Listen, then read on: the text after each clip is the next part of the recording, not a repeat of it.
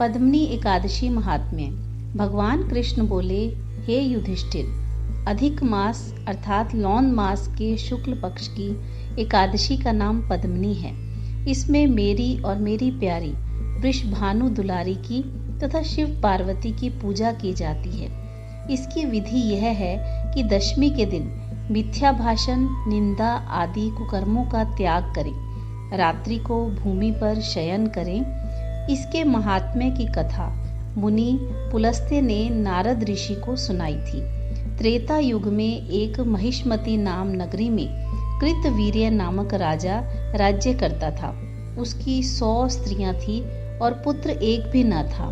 पुत्र प्राप्ति के लिए पुत्रेष्टि यज्ञ आदि अनेक उपाय किए, परंतु पुत्र उत्पन्न न हुआ। अंत में यही विचार किया कि गंधमादन पर्वत पर जाकर तपस्या करूं। उसकी स्त्री ने कहा, मैं भी साथ चलूंगी। पति और पत्नी दोनों ने गंधमादन पर्वत पर जाकर 10,000 वर्ष तक तपस्या की, परंतु सिद्धि को प्राप्त न कर सके। राजा रानी दोनों का मांस सूख गया, हड्डियों का पिंजरा रह गई। रानी ने विचार किया कि अब महापतिव्रता अनुसुईया की शरण में जाकर कोई और उपाय पूछूं।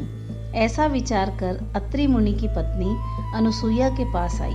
दंडवत पूजा कर कहने लगी, मैं राजा हरिश्चंद्र की पुत्री हूँ, पति के साथ तपस्या करने आई थी, परंतु 10,000 वर्ष व्यतीत हो गए, भगवान रूठे ही रह गए, पुत्र एक न दिया। उसकी प्रसन्नता का उपाय कोई और बतलाओ, जिसके करने से हमारा कल्याण हो। अनुसुईया ने उत्तर दिया, अधिक मास जो 32 साल के बाद आता है, उसके शुक्ल पक्ष की एकादशी का विधि पूर्वक व्रत करो। ऐसा अजय पुत्र मिलेगा जिसको रावण भी विजय न कर सकेगा। अतः प्रमदा रानी ने पद्मिनी एकादशी का श्रद्धा से व्रत किया और कीर्तवीर्य नामक पुत्र को प्राप्त किया। कीर्तवीर्य महाप्रतापी राजा था।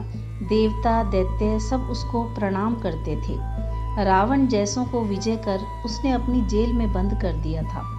पुलस्त्य मुनि के कहने पर उसे छोड़ दिया था।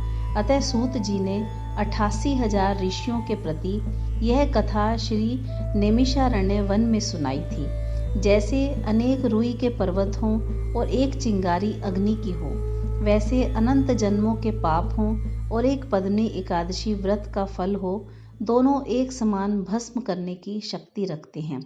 जय श्री कृष्ण।